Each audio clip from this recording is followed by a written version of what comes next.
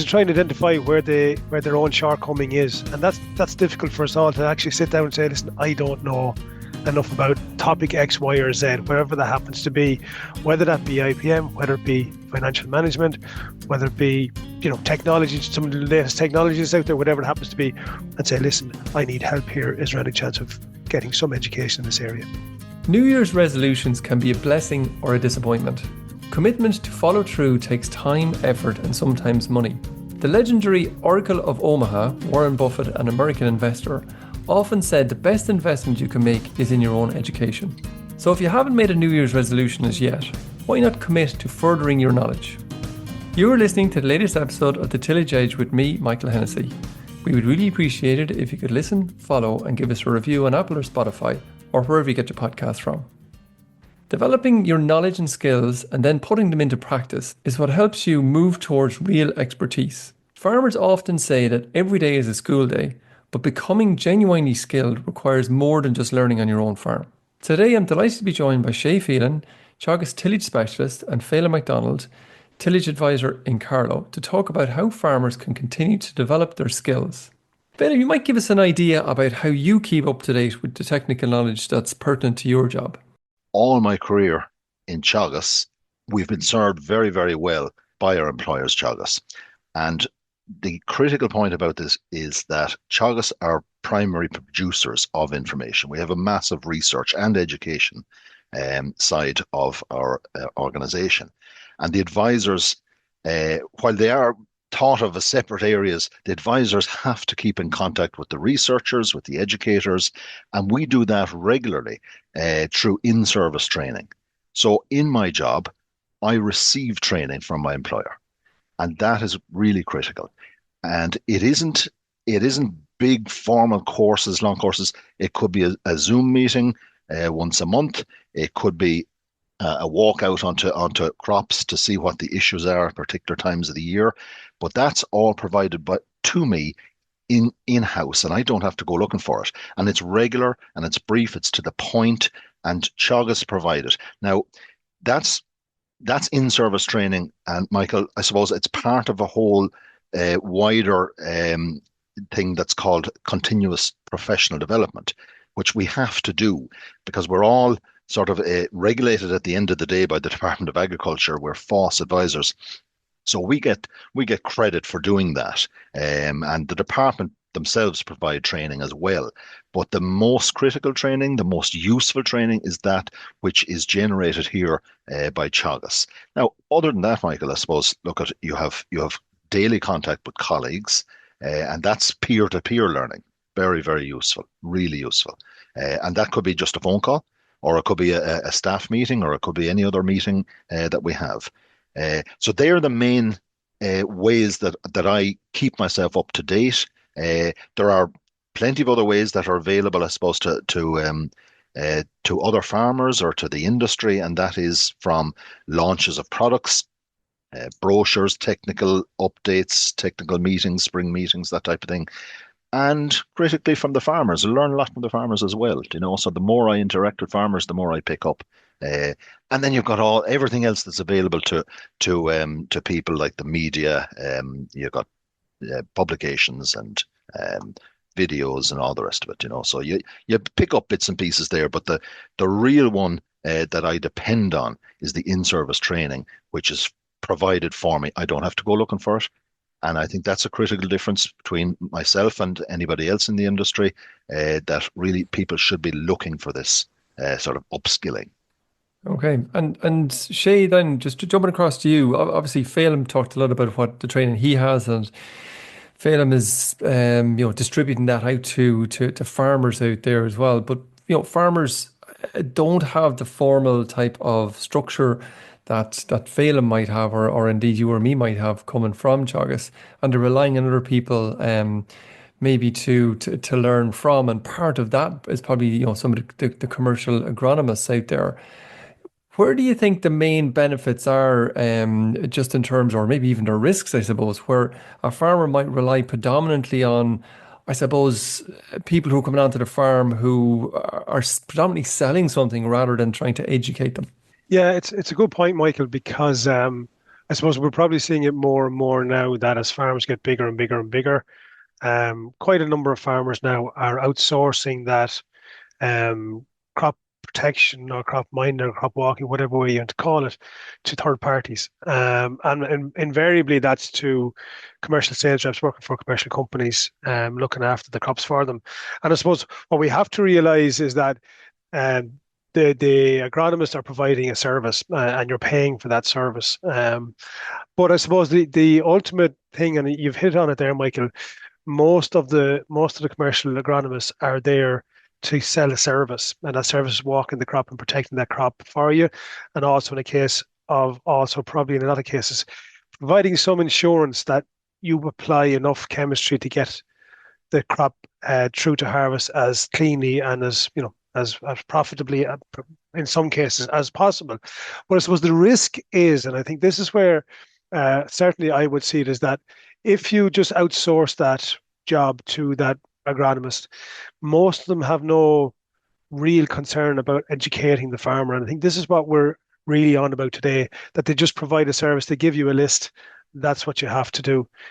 They generally don't have time. And to be fair to all the agronomists out there, they're that busy at the really, really busy times of the year.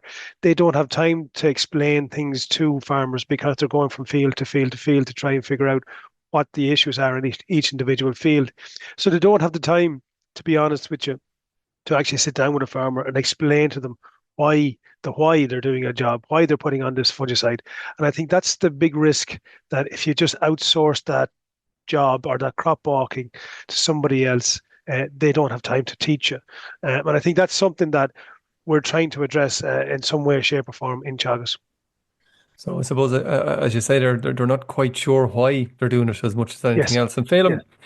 Phelim, you're interacting an awful lot with farmers on a daily basis, and the commercial advice is out there. It is a service, like any service. It can be good, and it can fall short. Can you think of anything, I suppose, that as you're going along over the last number of years, where you've seen examples of that? Well, like as Shay said, like there is a service provided there, and I think actually it's a very necessary service. But what often is missing is the tailoring of that service. So what we have found, what I've seen in the past is where farmers would be given that list that Shay was mentioning there, a list of products, plant protection products that he could use, and it's taken to the degree that out comes a pallet of products in the early spring. Uh, Now, while not commenting on any of them, the simple fact of the matter is that they may not be appropriate at the appropriate time. In other words, if you've got wheat there and you're not expecting it to get rust and suddenly it gets rust, well, that might compromise the following products that you may use, and you may not have that rust product in your pack.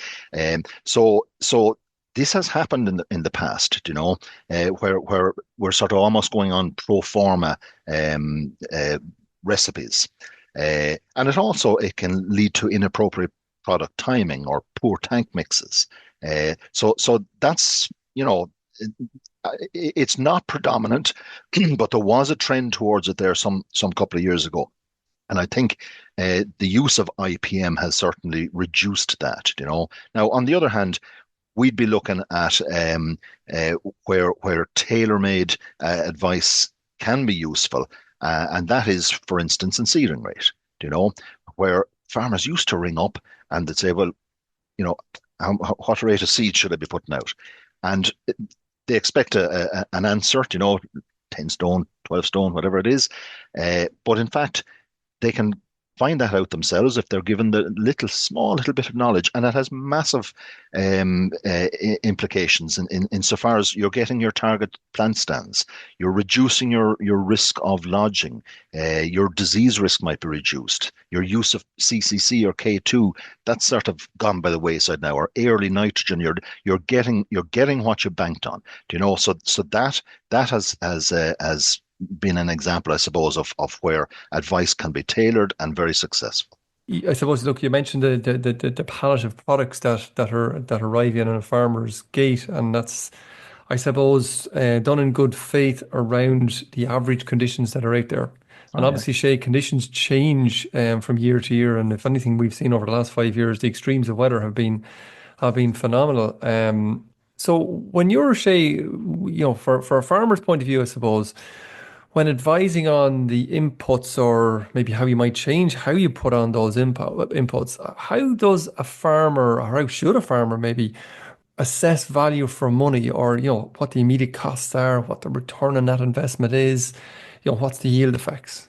Yeah, it's a good question, Michael, because quite often we see now a lot of farmers will actually price around. So they'll get a list of products or whatever it is, and they'll go to different merchants and see what they have. But quite often that can be quite tricky because you may have different versions of the same product. It can actually be quite difficult in some cases to try and discern which is the most appropriate and which is the best value for money at the time. So really what I would suggest people do is you sit down and you get a list of what you have, and we have the crop report there with all the different tables on it, and you sit down with that and go through and see which is delivering you the most active ingredient, if you like, per hectare at the appropriate time. But I mean, that takes time to do that. And I think really what you have to do in order to assess which is best value for money is actually to become educated on what actually each individual product is doing and what they're doing for you at particular times. And I suppose on top of that as well, the other thing, I was writing an article lately about herbicides in the autumn. And I think the other thing that's starting to rear its ugly head is the whole spectre of resistance. So having a long-term plan in terms of using as many different active ingredients as possible is probably maybe in the short term, maybe not the best in terms of cost, but in the overall long term, in terms of value for money on your farm, it may well prove to be the best for your particular situation.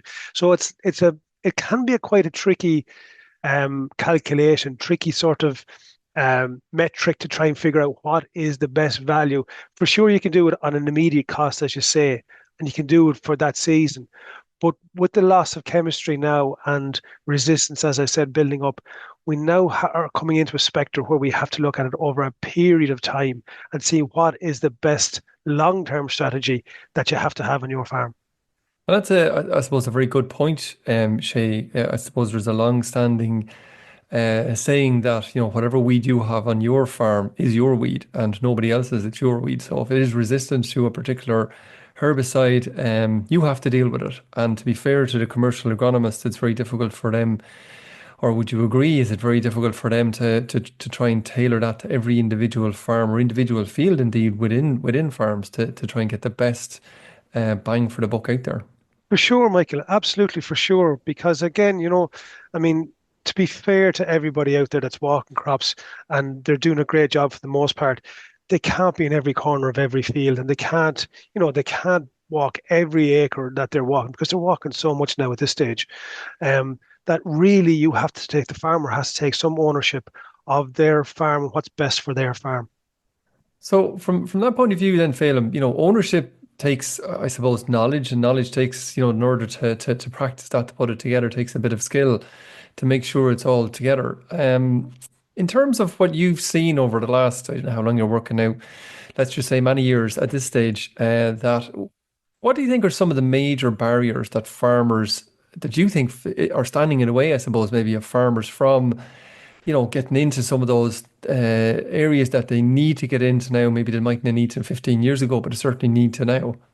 For these new technologies and new problems and new solutions, I guess one of the major things is trust and relevance.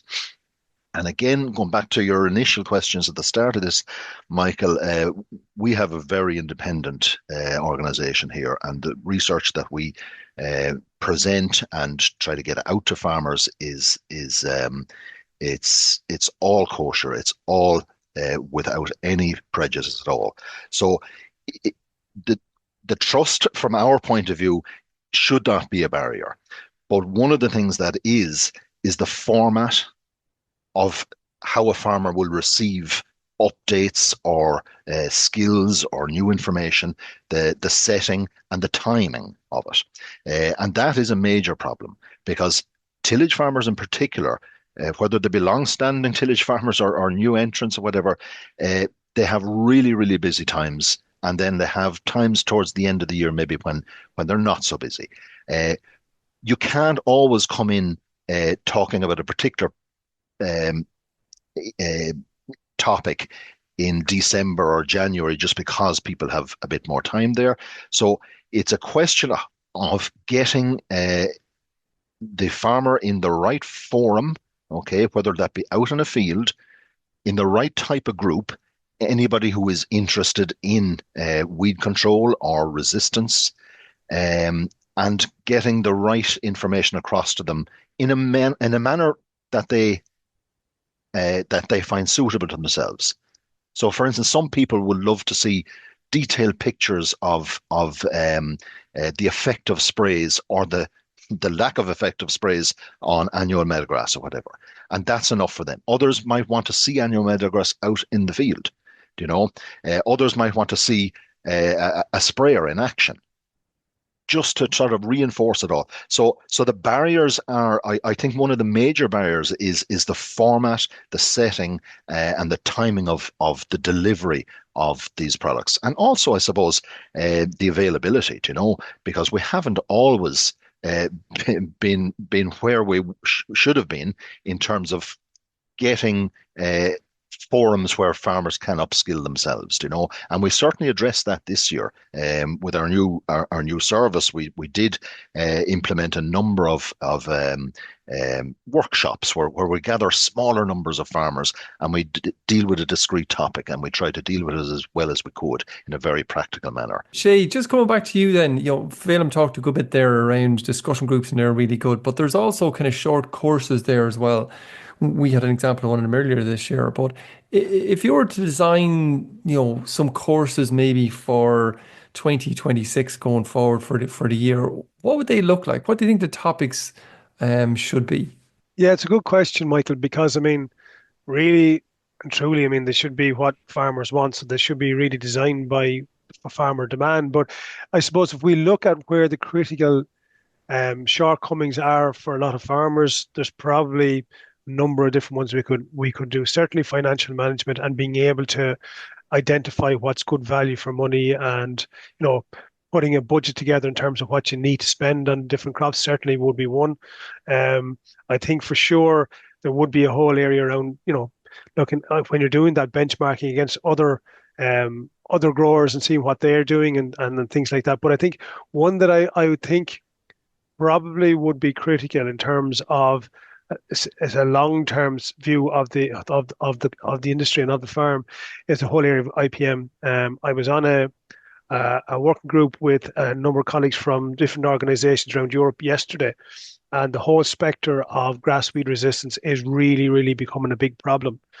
And having tools or using tools that we have at the moment to delay that resistance is becoming a big, big issue.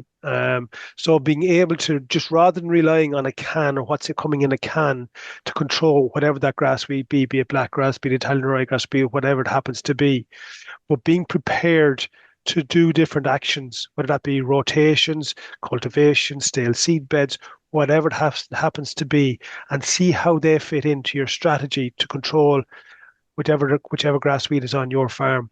That to me would be probably one I would think would be well worth everybody doing at some stage, because what we're seeing and listening to, as I say, those colleagues from all over Europe, the likes of blackgrass, the likes of we have glyphosate Italian ryegrass in Europe as well as Ireland now as well.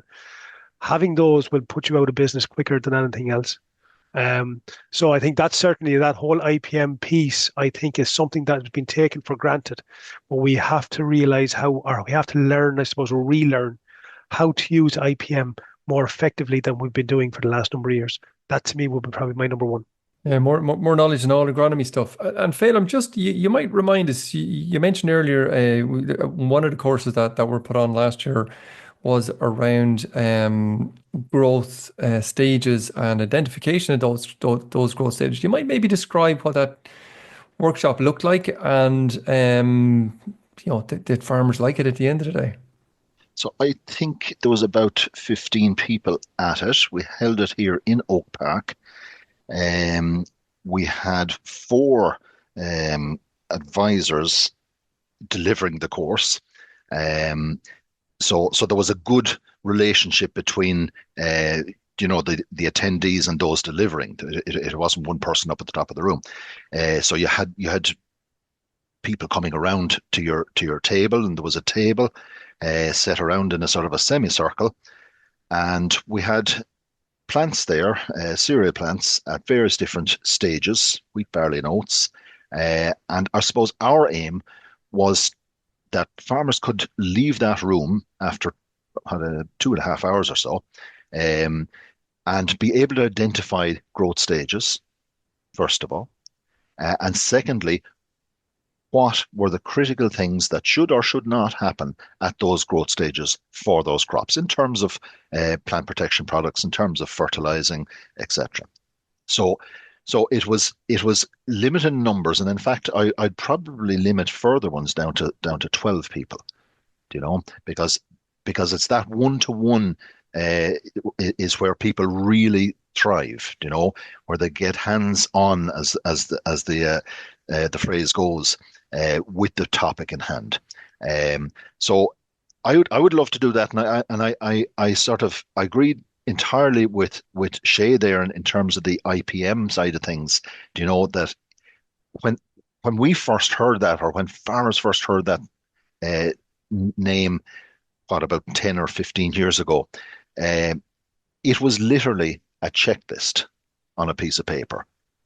Seed and rate adjusted, this, that, and the other, and you just check out, and that was it. That was IPM. But IPM now has to get really very real and very relevant to every farmer. So certainly, if we can upskill people in relation to how to deal with the threat of various resistant weeds, then that is something that we should do. He also mentioned that farmer demand, these should be farmer-led, and they should. So communication is very important, two-way communication, particularly from the farmers. Shay also mentioned financial management there and benchmarking. Benchmarking to me, in the first instance, is benchmarking yourself on a year-to-year basis. Because for the ordinary farmer out there who's been trying his best for the last 25 years, there can be an awful lot of worry that he's not up to the mark. So in the first instance, we really should be sort of saying, look at how can you do better than you did last year?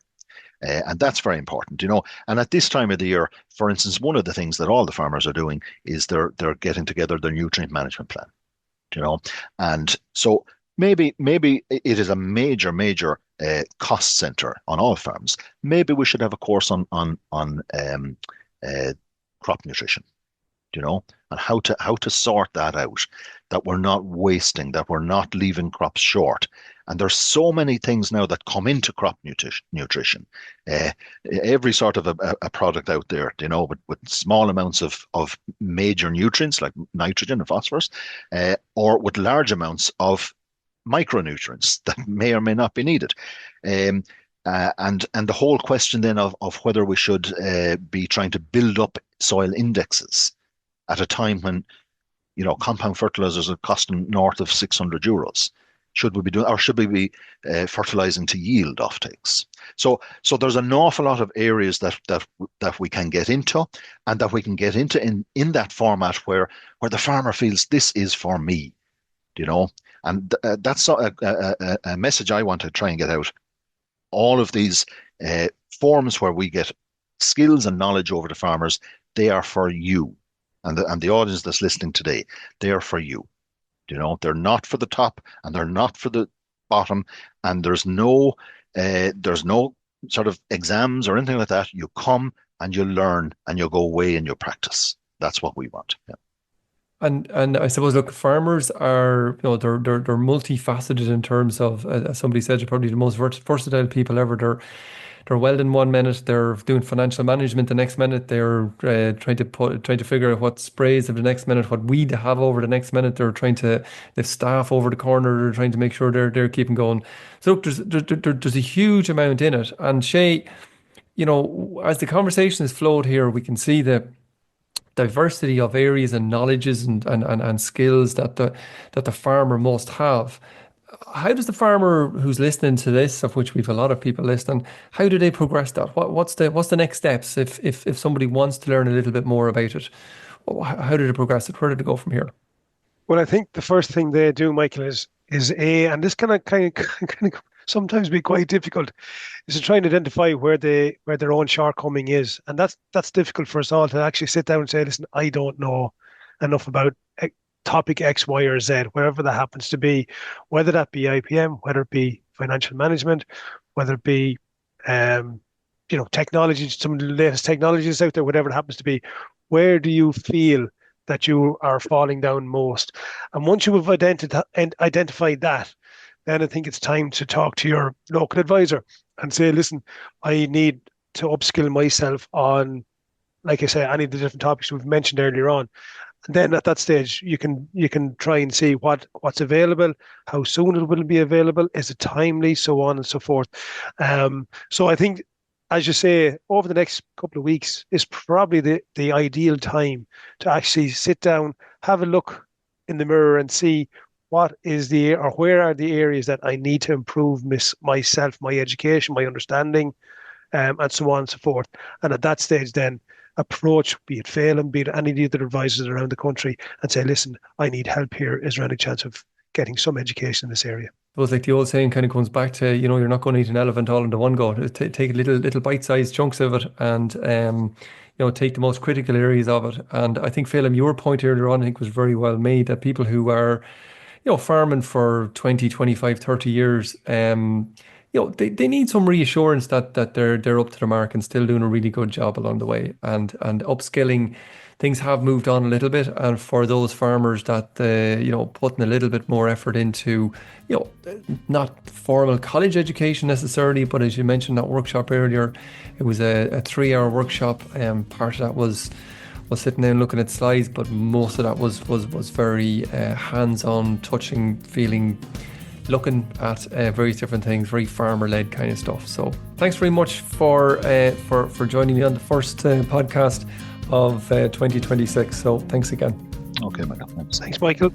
So that's it for today, and a huge thanks to Shay and Phelim for joining me on the podcast. Finally, if you enjoyed the podcast, then recommend it to a friend or colleague. And as always, rate, review, and follow on Apple or Spotify so you never miss an episode. And for more information, go to teagasc.ie. I'm Michael Hennessy. Thanks for listening, and I'll be back next week with more tillage news and advice.